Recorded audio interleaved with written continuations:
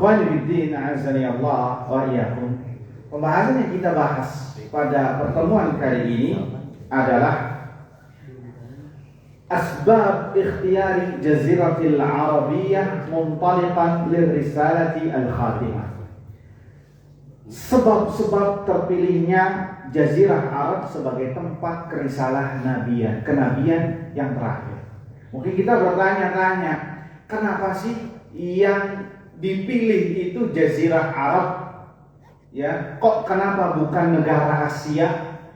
Terlebih misalkan negara kita, Indonesia, yang pada saat itu namanya bukan Indonesia, Nusantara dan lain sebagainya. Kok kenapa yang dipilih itu Jazirah Arabia sebagai lahirnya Islam?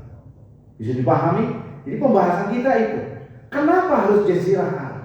Apa sebabnya?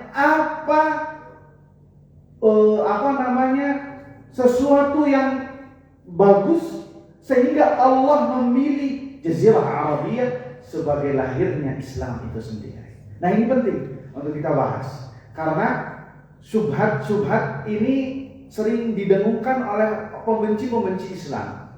Ya, kenapa harus dari Arab? Kenapa Islamnya dari Arab? Apalagi sekarang lahir ada istilah Islam Nusantara.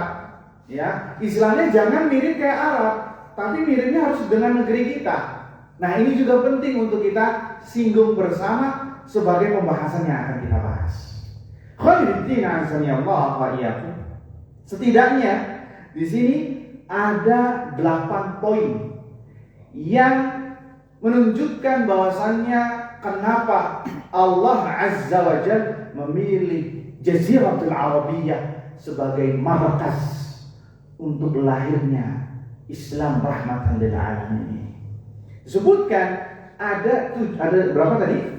Ada 8. Yang pertama, untuk mempersingkat waktu, bahwasannya inna Jaziratul Arabiyyah ardu hurrah la sultana li ahadin 'alayha mimman yu'aduna din tilka al-imperatoriyatil mu'asirah kal-Fursi wal-Rumi wa nahwihima. Sesungguhnya Jaziratul Arabiyyah dari dulu, ya, itu bukan negeri jajahan.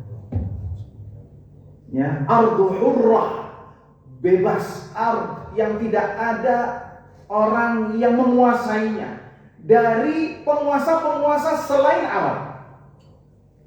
Ya, dari penguasa-penguasa selain Arab, bukan negeri jajahan. La sultana li ahadin 'alaiha, tidak ada satupun orang yang menguasai Jazirah Arabia. Apa yang mau diinginkan? Negerinya tandus kok, padang pasir, ya, tidak ada minyak bumi, ya, belum ada Mekah Madinah, ya, daerah gersang, nggak ada orang yang menginginkannya, nggak ada orang yang tamak untuk menguasai daerah tersebut, sehingga menjadi ardu hurrah, bumi, belahan bumi yang paling merdeka di antara bumi-bumi yang lain. Padahal pada saat itu banyak sekali negeri jajahan yang sifatnya itu mengeksploitasi penduduknya untuk tunduk dan patuh terhadap sistemnya mereka. Ya, mintil kali imperatoriat. Padahal ketika Islam ini lahir sudah ada negara, 2 negeri adidaya terkuat pada saat itu, Persia dan Romawi. Tapi sekali lagi mereka tidak menginginkan dan tidak melirik, ya, Jaziratul Arabiyyah untuk dikuasai. Negerinya sedikit, belum ada apa-apa, penduduknya pun juga sedikit, ya, dan orang hanya sebatas perkumpulan dari satu kota ke kota yang lain. Jadi ini diantara sifat atau karakteristik yang tersendiri mengapa Islam lahir di negeri yang bukan negeri jajah. Sehingga tidak dikatakan Islam lahir karena untuk sebagai pergerakan untuk menolak penjajahan, tidak. Kenapa? Negerinya bebas. Itu yang pertama. Yang kedua, akan lahir juga sifat orang-orang yang pemberani juga. Antum bisa bedakan orang yang tinggal dari negeri bekas jajahan sama orang yang tinggal atau hidup di negeri yang sama sekali tidak pernah dijajah. Sampai sekarang bekasnya masih ada. Sampai sekarang bekasnya masih ada. Bayangkan antum bandingkan negeri kita dengan negeri Timur Tengah. Sangat jauh karakternya. Kenapa? Kata para ulama psikologis itu disebabkan karena efek dari jajahan. Makanya agak sedikit nurut, ya. Kemudian nggak mau ribut. Orang kita kan kayak gitu kan. Ya udah deh, silakan yang gaji yang maju, anak saja. Kalau di sana, kalau dia merasa benar, ayo mati-matian sama anak. Ayo, ente reja, anak reja. Seperti itu. Kenapa? Karena benar-benar tabiat alami. Bukan ada efek jajahannya. Makanya antum saksikan beberapa sahabat yang masuk Islam itu awalnya kekeh, bahkan ingin membunuh Nabi Muhammad SAW. Tapi tatkala mereka mendapat hidayah, orang yang pertama kali membentengi Nabi SAW. Kalau sudah tahu al-haq, mereka genggam erat-erat. Ya, ingin enak gak enak diomongkan. Ya, sehingga ada kaidah dari mereka mengatakan wabisarahati tartah. Apa yang ada di hati diluapkan sehingga enggak mendem. Beda kayak kita kan? Kita enggak enak, sampai enggak bisa tidur, enggak bisa makan. Ya, karena ingin diluapkan tapi enggak bisa. Kebanyakan enggak enaknya. Kalau di sana enggak. Ente mau sakit hati, ente mau enggak sakit hati, masa bodoh. Yang penting anaknya farhan. Itu yang dimiliki oleh Jaziratul Arabiyah dan penduduknya saat itu. Sehingga kenapa Islam lahir di tempat tersebut. Ketika mereka menggenggam al-haq, meyakini al-haq, mereka akan berpegang teguh sekuat-kuatnya, tidak basa-basi. Ya, makanya pedangnya itu di sini, bukan di belakang. Ya, itu ada kiasan tersendiri kata sebagian orang. Artinya apa? Ente nggak enak sama anak, ayo perang mati-matian. Nggak nusuk dari belakang, nggak ghibah dari belakang, tapi enak nggak enak diomongkan. Itu termasuk akhlak yang mulia. Walaupun dari sisi Islam itu ya kalau setidaknya membuat hati sakit untuk nanya, jangan diomongkan. Tapi ini kita berbicara akhlak berjahiliyah pada saat itu. Ya, kenapa? Sehingga Allah Azza wa Jalla memilih Islam lahir di tempat tersebut, sehingga orang-orangnya siap untuk mengemban risalah Islamiyah ini, siap untuk menaklukkan daerah-daerah, bahkan Persia dan Romawi itu tunduk kepada para sahabat Nabi SAW. Yang dahulu mereka para sahabat Nabi SAW adalah orang yang hina, yang dihinakan oleh bangsa Romawi dan Persia, orang yang dianggap sebelah mata, orang Badui, yang hidup di gurun pasir, yang tidak memiliki kebudayaan dan peradaban. Tapi nyatanya Allah memilih mereka sehingga mereka menjadi orang yang paling mulia. Itu diantara karakteristik pertama kenapa Islam lahir di Jazirah Al-Arabiyah, di Jazirah Arab. Kemudian yang kedua, karakteristik kedua kenapa Islam lahir di Jazirah Al-Arabiyah adalah disebutkan kata penulis kitab, inna Jazirah Al-Arabiyah lam takun dhata diyanatin muwahhadatin ghalibatin fi sa'iri biqa'iha. Pada saat itu penduduk Jazirah Arabiyah tidak memiliki satu agama pemersatu secara resmi. Agamanya macam-macam berbeda, semuanya musyrikun, tapi tidak satu agama, berbeda-beda. Ada yang musyrik, menyembah asnam, berhala, ada yang menyembah malaikat, ada yang menyembah batu, ada yang menyembah para nabi, ada yang menyembah Nabi Isa, ada Nasara, ada Yahudiyah, ada agama Yahudi. Dan semuanya kalau diklasifikasi itu mereka akidahnya masih khalkhala, akidahnya itu masih keropos, belum kuat. Kalau bahasanya kita belum terlalu fanatik, sampai disebutkan juga mereka ada yang menyembah patung dari gandum, disebutkan ini. Sehingga kalau mereka lapar, diportel tuh kepalanya, terus dimakan. Ya. Dan mereka pun ada yang mengkritisi, ente kok kenapa menyembah Tuhan yang ente buat dari tangan sendiri, kemudian kalau ente lapar, ente makan. Sampai ada yang mengkritisi demikian. Artinya ada di antara mereka yang saling mengkritisi satu sama lain tentang akidah mereka. Menunjukkan ketika Islam ingin lahir, akidah mereka agak rapuh dan semakin rapuh, sehingga gampang untuk dimasukkan al-haq kepada mereka dan berpegang teguh dengan keyakinan al-haq ini. Yang disebutkan bahkan ada yang berpegang teguh dengan sisa-sisa agama Nabi Ibrahim alaihissalatu wassalam. Ya. Bahkan ada yang berpegang teguh dengan Nasara seperti Waraqah ibn Nawfal.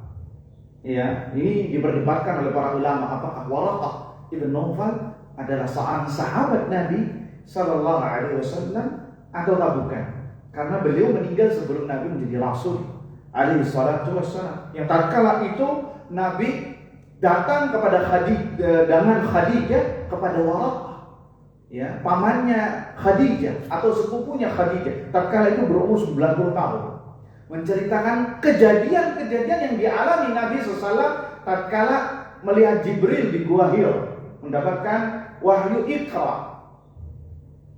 Apa kata Waraqah ibn Nawfal? Ya, walladhi nafsi biyadihi innaha lanamusul akbar alladhi ja'a bihi Musa. Demi jiwaku yang berada dalam genggamannya, itu demi Allah, sesungguhnya yang datang kepadamu wahai Muhammad adalah namus al-akbar, yang besar, yang pernah datang kepada Nabi Musa alaihi salatu wassalam. Itu Jibril maksudnya. Dan demi Allah, tidaklah seorang didatangi oleh namusul akbar kecuali dia akan diusir oleh kaumnya. Nabi tatkala mendengar Waraqah mengatakan engkau akan diusir, amukhrijiyahum, apakah aku akan diusir oleh mereka? Maka kata Waraqah, walladhi nafsi biyadi la ya'ti ahadun bimithli ma ata ilaih illa wa qad uudi wa qad ukhrij. Dan demi Allah, tidaklah seorang didatangi namus akbar kecuali akan diusir, akan dibenci oleh kaumnya. Dan sekiranya aku adalah syaban qawiyyan, dan sekiranya aku adalah seorang pemuda yang kuat, la ansurannaka nasran mu'azzara, aku pasti akan menolongmu Muhammad dengan sekuat tenaga. Sehingga kata para ulama, ini Waraqah ibn Nawfal muslim. Ya, ada yang mengatakan belum muslim. Ini khilaf karena tidak ada dalil yang menjelaskan tentang keislamannya. Tapi ala kulli hal, apa yang dikatakan Waraqah ibn Nawfal itu benar.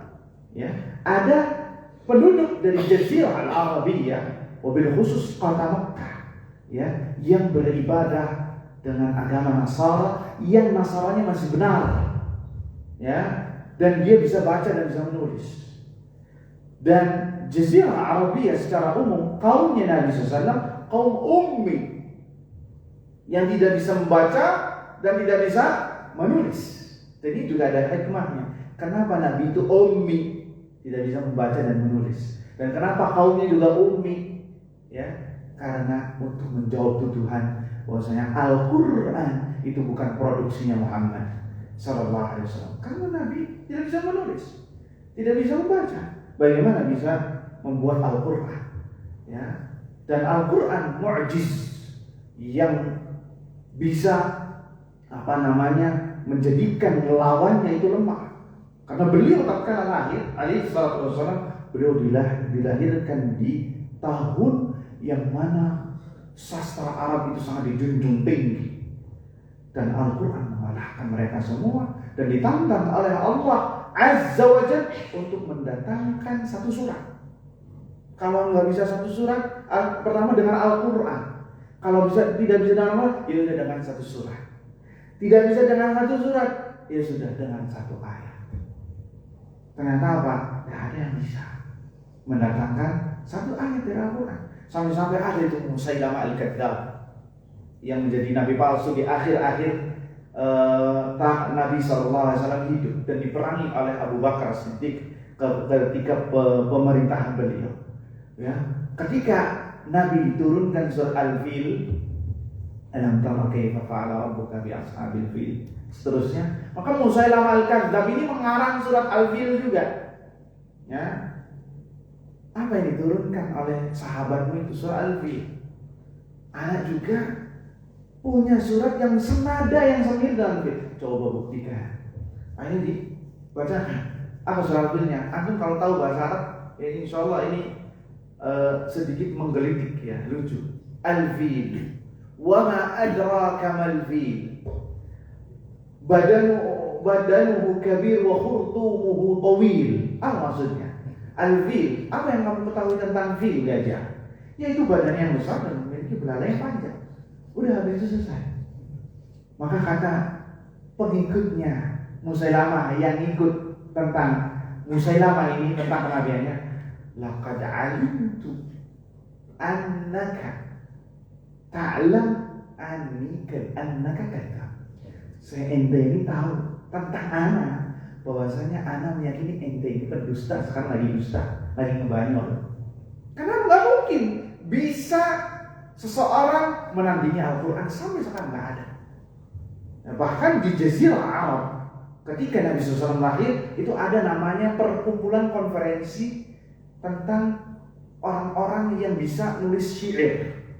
Namanya Suq Ukam, pasar Ukam. Di situ terjadi konferensi pertemuan seluruh para syair-syair dunia, ya, untuk melantunkan syairnya. Yang syairnya bagus digantungkan di kiswah Ka'bah selama setahun, sehingga jamaah haji, ya, yang haji pada saat itu akan membaca lantunan syair yang menjadi terbaik bersama. Dan sampai sekarang tidak ada yang bisa menandingi Al-Quran. Ini menunjukkan maksudnya Al-Quran kalamullah, bukan produksinya Nabi Muhammad sallallahu alaihi wasallam. Baik. Kemudian yang ketiga, kenapa Jazirah Arabiyah dipilih menjadi lahirnya Islam? Karena kalau kita ingin ketahui, ya, kultur sosial masyarakat di Jazirah Arabiyah itu kulturnya adalah sistem qabilah. Sistem qabilah. Dan qabilah yang terkuatlah yang akan menjadi pusat pemerintahan yang mengatur kondisi masyarakat. Dan Quraisy yang memegang tampuk ini. Makanya kenapa Nabi SAW dilahirkan dari bangsa Quraisy, dipilih dari Quraisy untuk menunjukkan bahwa, ya, sekaligus menyanggah bantahan bahwasanya Nabi mengaku menjadi Nabi karena ingin kekuasaan, karena ingin kemuliaan. Maka dijawab, Nabi dari bangsa Quraisy. Tanpa Nabi menjadi Nabi pun sudah ada kemuliaan dari bangsa Quraisy. Dan Quraisy yang menopang dakwah Nabi Sallallahu Alaihi Wasallam. Karena tadi sistem yang berlaku adalah sistem qabilah. Dan tatkala Nabi berdakwah dan dimusuhi oleh kaumnya, siapakah yang membentengi, yang melindungi Nabi SAW adalah bangsa Quraisy. Dan bangsa Quraisy, wabil khusus Bani Hashim, adalah yang terpandang. Sehingga orang, manusia, orang kafir yang ingin menyentuh Nabi Sallallahu Alaihi Wasallam, yang ingin mencoba mengganggu Nabi Sallallahu Alaihi Wasallam, bahkan yang ingin melakukan percobaan pembunuhan Nabi, siap-siap berhadapan dengan Bani Hashim, ya, keluarga Hashim yang mana menjadi prajurit tentara terdepan yang menjaga eksistensi dakwah Nabi Sallallahu Alaihi Wasallam. Dan terbukti itu, ingin berusaha membunuh Nabi berhadapan dengan pamannya Abu Talib. Abu Talib orang terpandang, ya, orang terpandang di kaum Quraisy. Makanya hikmah kenapa Abu Talib tidak jadi masuk Islam, ya, ketika wafatnya ada hikmah disebutkan oleh ulama sejarah. Karena kalau Abu Talib masuk Islam, ya, nanti bisa jadi Nabi akan langsung dihabisi sekaligus. Tapi kalau Abu Talib gak jadi masuk Islam, mereka masih segan dengan Abu Talib. Kenapa? Abu Talib ini pembesar kaum Quraisy. Sehingga ketika ingin melakukan percobaan terhadap Nabi, masih melihat tentang Abu Thalib. Coba kalau Abu Thalib masuk Islam, kaum Quraisy makin menjadi-jadi, ya, ingin menghabisi Nabi Sallallahu Alaihi Wasallam. Jadi semua itu sudah disetting oleh Allah Subhanahu Wa Taala. Makanya Abu Thalib termasuk orang yang mendapatkan syafaat Nabi SAW. Ya, orang yang mendapatkan syafaat khusus bagi Nabi dari Nabi SAW. Disebutkan dalam riwayat Bukhari dari jalan Abu Hurairah radhiyallahu anhu, "Laula ana lakana fi darqil asfali minan nar." Sekiranya bukan karena syafaatku, Abu Thalib ini sudah berada di kerak api neraka Jahannam yang paling dalam. Ya, akan tetapi dia berada di tungku bara api, dipakaikan sendal dari api, ia berimin dimahu, otaknya langsung mendidih. Dan itu akhaf azabi li ahli nar. Itu azab yang paling rendah, yang paling ringan yang dirasakan oleh penduduk api neraka Jahannam. Memakai sendal dari bara api, ditaruh di tungku bara api, otaknya langsung mendidih. Ya, itu paling rendah. Tapi karena orang yang merasakannya, hadza asyaddu azab. Ini termasuk azab yang paling berat yang dirasakan oleh penduduk api neraka Jahannam. Waliyadzubillah. Kenapa mendapatkan syafaat? Karena sumbangsi beliau dalam yang menyuplai, membentengi dakwah Islam ini. Ya, tapi hidayah semuanya kembali dari Allah. Ya, seberapa besar kuat kita mendakwahkan orang, ya, menyebutkan dalil dari Al-Quran dan Sunnah. Kalau Allah tidak ngasih hidayah, sudah dimana lagi? Ya, kalau Allah tidak bisa memberikan hidayah, Allah tidak mau memberikan hidayah kepadanya, ya sudah. Inna ma'alaina al-balagh. Kita hanya bisa menyampaikan hidayah kembali dari Allah Azza wa Jalla. Kalau kita lihat kurang apa sih Nabi itu ngomongnya, retorikanya, penyampaiannya. Apakah kita mau mengatakan dakwahnya Nabi gagal kepada pamannya? Tidak. Tapi semua kembali hidayah milik Allah. Innaka la tahdi man ahbab, walakin Allah yahdi man yasha. Sesungguhnya engkau Muhammad tidak bisa memberikan hidayah. Hidayah itu adalah Allah yang memberikannya. Allah berikan kepada siapa saja yang dikehendaki. Jadi itu pelajarannya. Ya ikhwah, kita jangan pesimis. Kalau kita menasihati orang, mendakwahkan orang, ternyata berubah-ubah, maka mintalah yang memiliki hidayah. Ya, berdoa kepada Allah. Lihat Umar bin Khattab radhiyallahu anhu masuk Islam disebabkan apa? Doanya Nabi sallallahu alaihi wasallam. Allahumma a'izzal Islam bi ahadi umarain. Ya Allah, tegakkanlah, muliakanlah Islam dengan salah satu Umar dari keduanya. Yang pertama Umar bin Khattab, yang kedua adalah Amr ibn Hisham, yaitu yang dikenal dengan Abu Jahal. Karena dua orang ini pemuka kaum Quraisy, tapi Allah Azza wa Jalla memilih Umar bin Khattab. Maka nyatalah, tatkala Umar masuk Islam, Islam semakin tegak, semakin berjaya. Yang tadinya sembunyi-sembunyi masuk Islam ditegakkan, dizahirkan, dijaharkan. Kenapa? Karena Islam, karena Umar yang terang-terangan mengatakan Islam. Siapa yang menginginkan anaknya yatim, siapa yang menginginkan istrinya menjadi janda, maka temui saya di belakang lembah ini. Wah, kaum Quraisy langsung ngedon dengar perkataan Umar tersebut. Ini sebagai contoh. Bangsa Arab tatkala berpegang teguh dengan hak dan ia yakini al-haq, enggak pandang bulu dan enggak pandang basa-basi. Ya, makanya kenapa Islam lahir dari Jazirah Al-Arabiyah. Khairuddin azani Allah wa iyyakum. Kemudian faktor yang keempat, ya, kenapa Jazirah Arabiyah dipilih sebagai pusat lahirnya Islam? Karena disebutkan oleh penulis, innal Araba alladziina 'ashu fi jaziratil Arab wa fi Makkah khassatan kanu ba'idina an madhahir Madinah. Sesungguhnya bangsa Arab tatkala itu, wabil khusus Makkah, adalah orang yang masih tabiatnya, nalurinya masih natural, masih alami, jauh dari suasana perkotaan. Beda ya, orang desa dengan orang kota. Orang desa itu lebih natural, lebih apa adanya, ya, enggak terlalu muluk-muluk. Ingin dipandang ini, ingin dipandang itu, ingin seperti ini, banyak gaya seperti orang kota. Orang desa tidak. Nah, begitu juga Mekah pada saat itu masih natural, masih alami, sehingga tidak memiliki al-hadarat wal afkarul ukhra, tidak tercampuri dengan peradaban-peradaban yang lain, masih naluri.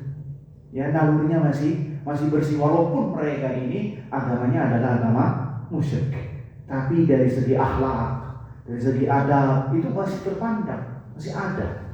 Ya, seperti menjamu para jamaah haji itu masih ada. Ya, seperti ikramud dhaif, ya, memuliakan tamu itu sudah ada sejak zaman jahiliyah.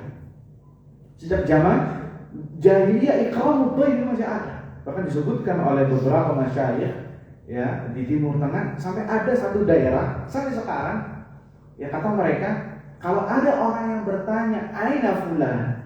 Di mana fulan? Kemudian dia mengetuk pintu rumah, ya, yang mana mengetuk pintu rumah tersebut dia nggak tahu ini siapa, cuma ingin menanyakan alamat. Maka kata dia, "Saya tahu alamat yang engkau tuju, tapi anak nggak mau ngabarkan sampai ente makan siang atau makan malam di rumah anak terlebih dahulu." Itu masih ada sampai sekarang di beberapa tempat. Yang mobil khusus bukan daerah-daerah kota besar, tapi kayak seperti perkampungan. Ya, kenapa? Masih natural kehidupannya, masih alami, sehingga untuk menerima al-haq ini lebih mudah dan lebih gampang. Kemudian yang kelima, kenapa ya Jazirah Arab dipilih sebagai lahirnya Islam? Karena Jaziratul Arabiyah taqa' wasatil alam. Jazirah Arabiyah itu berada di pusat bumi, di tengah-tengah bumi, di tengah-tengah. Kalau antum perhatikan bumi itu, Jazirah Arabiyah dari ujung ke ujung, barat, timur, utara, selatan, Jazirah Arabiyah berada di tengah-tengah. Ya, berada di tengah-tengah. Ya, makanya termasuk kesalahan besar dan propaganda orang kafir bahwasanya pusat dunia itu berada di Greenwich, ya, 0 derajat. Yang pusat waktunya ada di Greenwich, Inggris. Ini salah, ini propaganda orang kafir. Yang benar adalah Mekah, itu pusat bumi. Ya, pusat bumi itu ada di Mekah. Makanya kenapa dibikin Tower Zam-Zam yang gambarnya jam untuk menunjukkan kepada dunia bahwasanya pusat waktu itu dari Mekah, karena dia berada di tengah-tengah bumi. Dari semua jazirah, dari semua benua, dari semua daerah itu Mekah berada di pusat bumi, ya, sehingga lahirlah Islam dari daerah tersebut untuk memudahkan penyebaran Islam dari negeri-negeri seberang, bahkan untuk memudahkan penyebaran Islam, ya, di Jaziratul Arab secara umum, wabil khusus Mekah, karena Mekah itu pusatnya jamaah haji, ya, jamaah umrah yang berkumpul di situ setiap tahunnya. Nanti kita akan sebutkan pada poin yang ketujuh. Ya, jadi pusat bumi itu ayyuhal ikhwah adalah Jaziratul Arabiyah dan pusatnya itu di Mekah. Ya, mimma yashulu ittisal hadhihi risalatu bihim wa intishariha bainahum, sehingga memudahkan Islam berkembang pesat. Dan sejarah telah membuktikan bagaimana para sahabat, ya, memudah untuk menyebarkan Islam, penaklukan hanya dalam waktu yang singkat, 30 tahun, sampai ke Persia, sampai ke Eropa, sampai ke Afrika Utara, ya, sampai ke Yaman, ya, sampai ke India, bahkan disebutkan sampai masuk ke daerah Cina. Ya, kenapa? Karena Jazirah Arabiyah berada di pusat bumi, di tengah-tengah negara-negara dunia, sehingga memudahkan bagi mereka untuk melancarkan, ya, dakwah Islam. Dan tidak ada laut terkait itu, daratan semua rata-rata, dan semuanya bisa diakses dengan daratan. Ya, coba kalau lahirnya di Indonesia susah, banyak laut, ya, banyak samudra kanan kirinya, ya, sehingga sulit untuk menyebarkan agama Islam. Kita berbicara pada tahun itu, pada masa itu, bukan pada masa sekarang.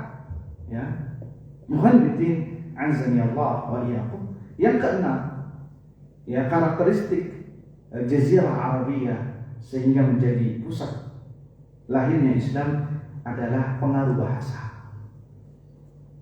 Tafawuqul lughatil arabiyyati wasi'atu intisyariha. Karena keunggulan bahasa Arab dan daerah bahasa Arab itu jangkauannya luas. Jangkauannya luas. Bayangkan satu jazirah Arabia itu semuanya satu bahasa. Semuanya satu bahasa. Antum bayangkan jazirah Arabia ini besar, bukan kecil. Indonesia ya daratannya jika dikumpulkan dengan Saudi Arabia saja yang nggak semua jazirah Arabia kena, itu masih luasan Arab Saudi selisihnya sampai 100 km. Selisihnya lebihnya itu 100 km atau 200 km dengan Indonesia. Jadi luas sekali dataran jazirah Arabia ini.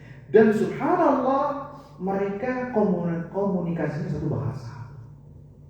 Coba bayangkan kalau setiap negeri di jazirah Arabia ya, itu bahasanya beda-beda sama seperti negeri kita. Ada 300 bahasa di negeri kita. Kalau Islam lahir di negeri kita dengan lingkup bahasa yang kecil, maka itu sungguh sangat menyulitkan, membutuhkan terjemahan. Nah, di jazirah Arabia semuanya berbahasa dan daerah cakupannya luas ya dengan satu bahasa. Yang disebutkan di sini hiya lughatul arabiyyah.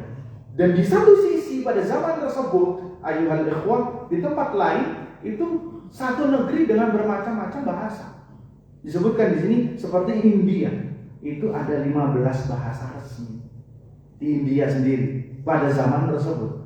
Ya, bagaimana lagi kalau sekarang? Belum lagi ini penulisnya kalau hidup di zaman kita ya ada 300. Ya sungguh sangat menyulitkan dengan ya penyebaran agama Islam.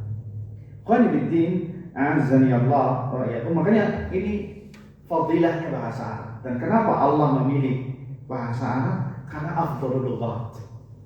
Bahasa yang paling afdal di dunia ini adalah bahasa Arab, bukan bahasa Inggris. Ya, karena pertama Al-Qur'an Allah pilih dengan bahasa Arab. Ya, karena Allah paling tahu. Allah yang menciptakan bahasa. Seluruh bahasa Allah yang ciptakan. Dan Allah yang paling tahu mana bahasa yang afdal adalah bahasa Arab. Dan karakteristik bahasa Arab itu sendiri ya itu sangat luas sekali. Disebutkan oleh ulama bahasa bahwasanya orang yang mendalami bahasa bagaikan dia menyelami satu kapling dari samudra. Dia menikmati keindahannya, ada kerang, ada mutiara di situ. Baru segitu doang, belum menyelami kapling-kapling di dalam satu samudra yang lain. Itu bahasa Arab. Dan tidak ada yang mengetahui seluruh isi bahasa Arab kecuali satu, yaitu Rasulullah SAW sampai sekarang. Yang hanya mengetahui bahasa Arab itu hanya Nabi SAW. Makanya Anda perhatikan, Nabi kadang berkata, para sahabatnya bertanya, apa maksudnya itu ya Rasulullah? Wa yatakallam fi akhir zaman ar-ruwaibidah. Akan ada nanti di akhir zaman orang-orang ruwaibidah. Para sahabat bertanya, man hum ya Rasulullah? Siapakah itu ruwaibidah? Padahal Nabi mengatakan apa? Pakai bahasa Arab.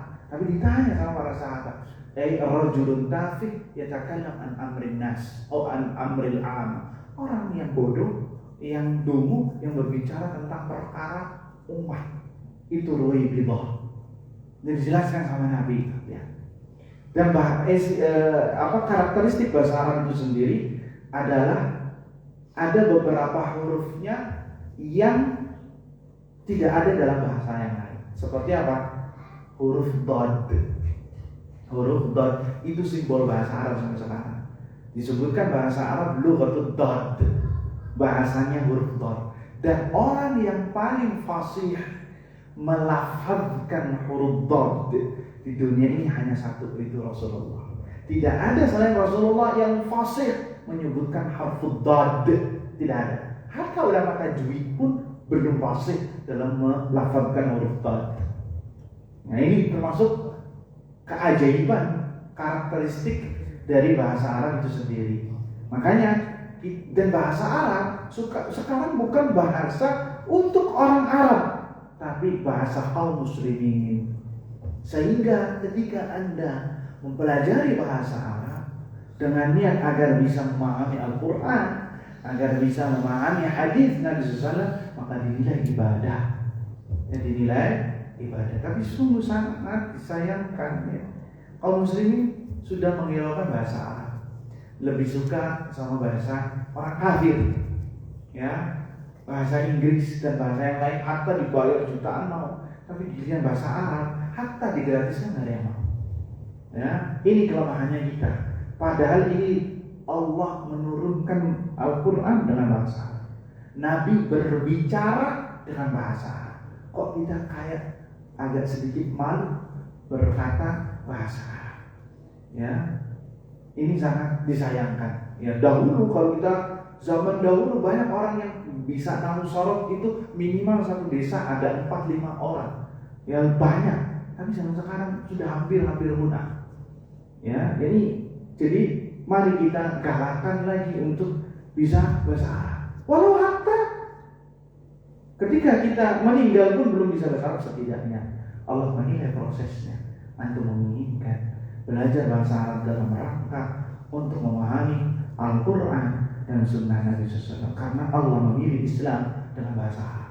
Allah memilih daerah yang bahasa Arab digunakan. Berarti ada apa?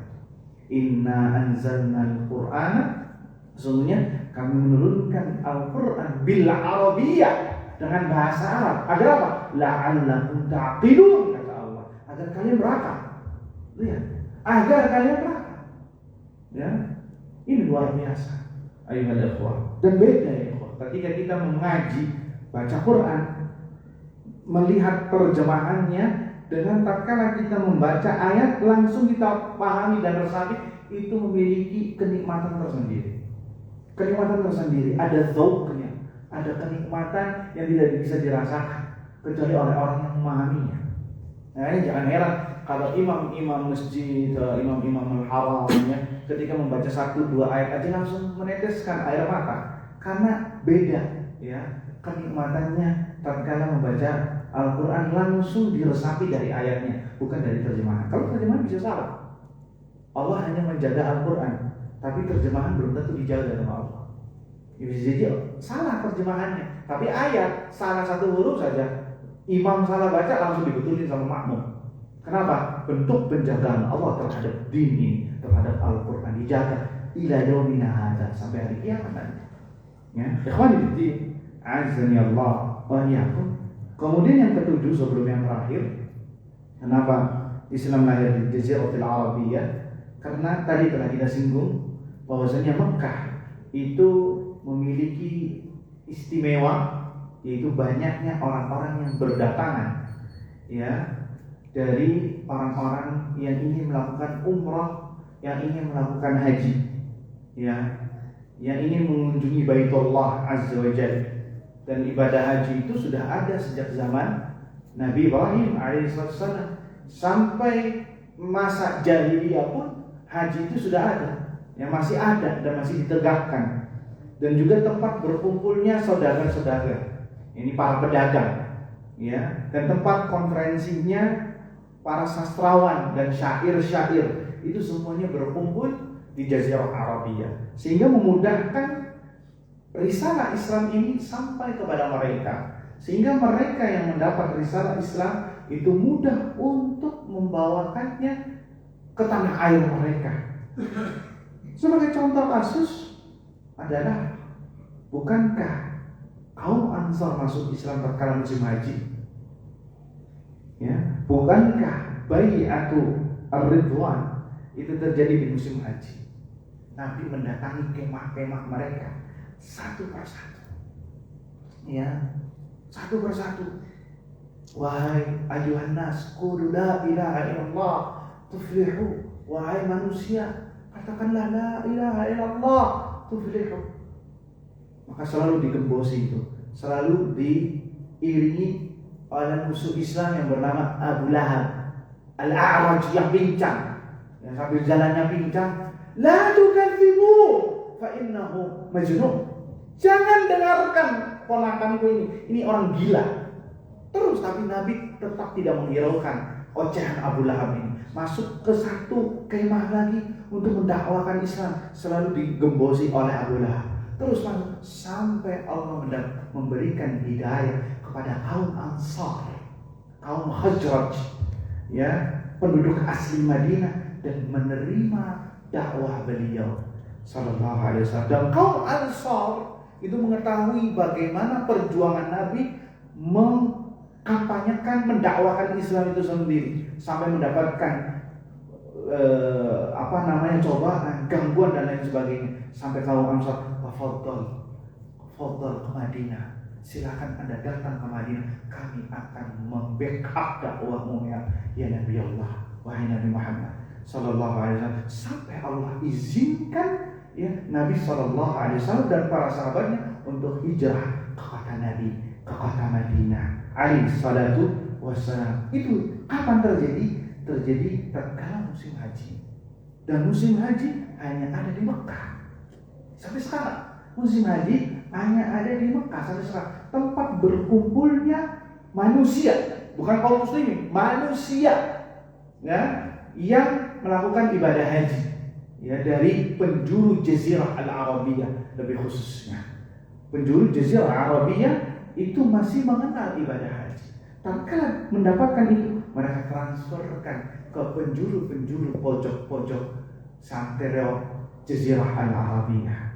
Yang terakhir disebutkan oleh Ibnu Khaldun, bahwasanya ulama sejarah, bahwasanya penduduk Jazirah Al-Arabiyah itu termasuk penduduk yang sangat yang sangat menengah jumlahnya, ya, pada masa itu.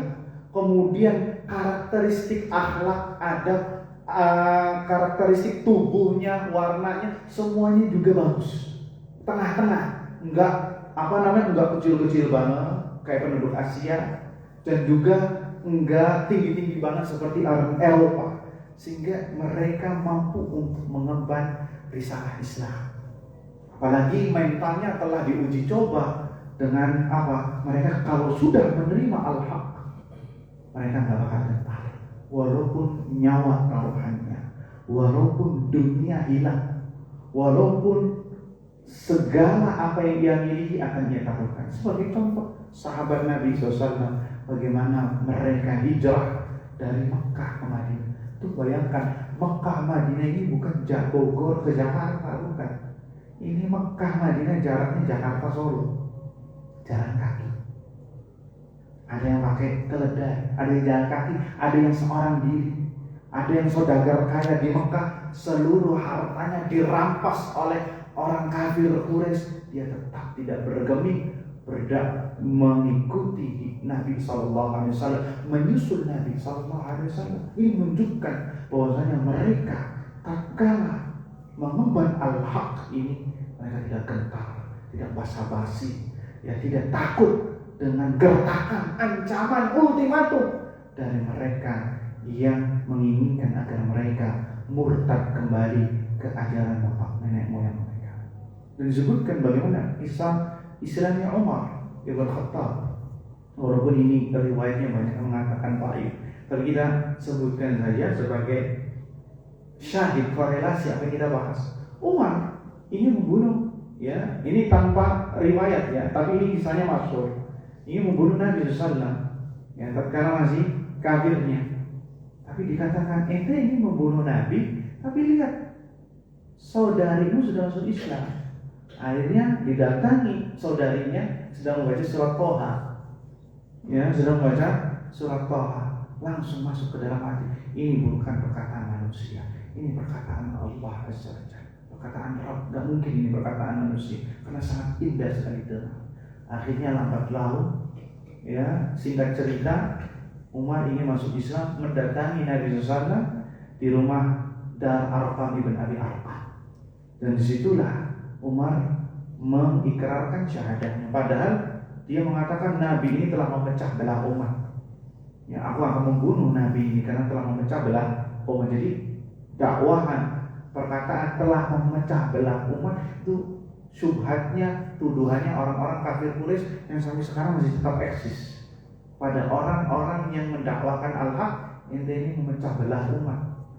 Iya, memecah belah umat antara yang hak dengan yang batil. Kita nggak itu batil akan tetap ada. Kita akan pecah umat ini dengan al-haq agar mereka kembalikan hak dan batil akan dijauhi. Itu. Dan itu yang disebutkan al-Furqan, pembeda. Ya, makanya Umar dikatakan apa? Al-Faruq, pembeda. Yang al-Faruq bainal haq wal batil. Seperti itu ayyuhal ikhwah. Mudah-mudahan apa yang disampaikan bermanfaat. Sudah masuk waktu Isya. Kita cukupkan saja sampai di sini. Mudah-mudahan sebelum tutup ada yang ditanyakan? Apakah tidak? Tidak ada, insyaallah. Adzan terlebih dahulu. Baik, adzan terlebih dahulu. Kemudian jika ada yang ingin bertanya maka dipersilakan.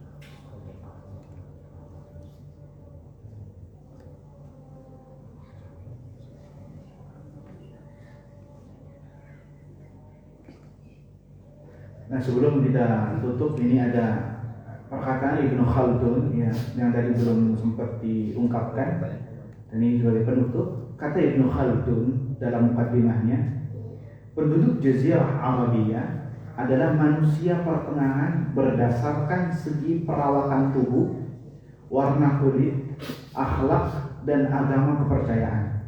Hingga mayoritas nabi-nabi yang diutus berasal dari belahan dunia Arab. Palestina, ya, Bani Israel, Palestina, nggak jauh-jauh dari Palestina, masih dari bagian belahan dunia Arab. Kita belum mendengar adanya berita kenabian yang muncul dari belahan selatan atau belahan utara dunia ini. Karena Nabi dan Rasul harus memiliki kesempurnaan dari segi fisik dan moral. Allah Ta'ala berfirman, kuntum khaira ummatin ukhrijat linnas. Kamu adalah manusia, umat yang terbaik yang dilahirkan untuk manusia. Yang demikian itu, kata Ibnu Khaldun, agar mereka umat manusia mudah menerima risalah dakwah para nabi itu. Dan penduduk Jazirah Arabiyah lebih memiliki syarat-syarat yang memudahkan mereka menerima risalah ini. Ya, mengemban amanah risalahnya itu lebih besar. Dengan demikian kita sudah mengetahui keutamaan dari Jazirah Al-Arabiyah, kata penulis kita.